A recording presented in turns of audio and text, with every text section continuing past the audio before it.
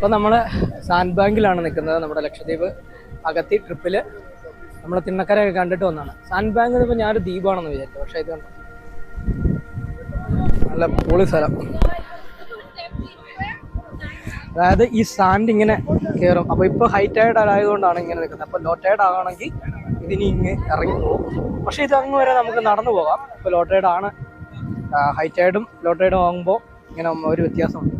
അപ്പോൾ കുറച്ചുകൂടെ വെള്ളം ഇറങ്ങും. ഇപ്പോൾ നോർമലാണ്. അതുകൊണ്ടോ വെള്ളത്തിൽ കൂടെ അങ്ങ് വരെ നടന്നു പോകാം. ഒന്നും നോക്കാനില്ല. അവിടെ പോളി സ്ഥലം.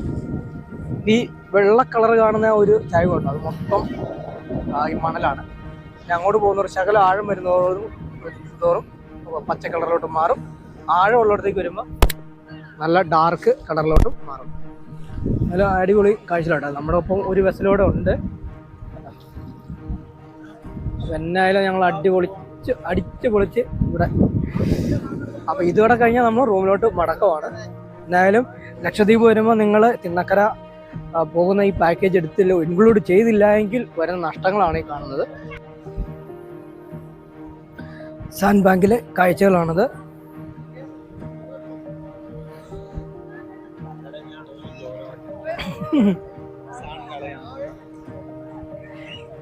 ഇതിനകത്ത് ചോറ് ഉണ്ണാന്നൊക്കെയാണ് പറഞ്ഞത്.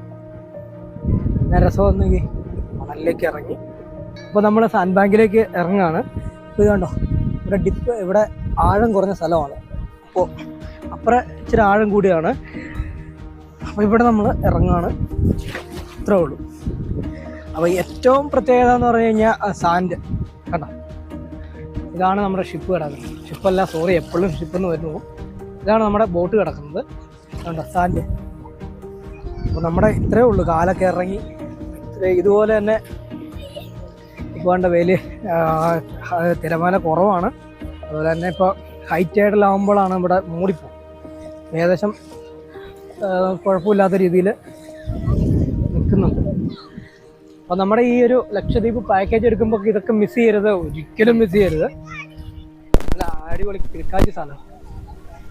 എന്താ ആൾക്കാരാന്ന് നോക്കി. ഇപ്പോൾ നമ്മൾ ഓഫ് സീസൺ ആയതുകൊണ്ട് ഇത്ര ആളുള്ളതുകൊണ്ട് എങ്ങനെയൊക്കെയോ നമ്മുടെ ഇവിടെ സ്പോൺസർ നമുക്ക് വേണ്ടിയിട്ട് സാൻഡ് ബാങ്കിൽ ഇങ്ങോട്ട് പോരാൻ വേണ്ടിയിട്ടൊക്കെ പെർമിഷൻ മേടിച്ചു.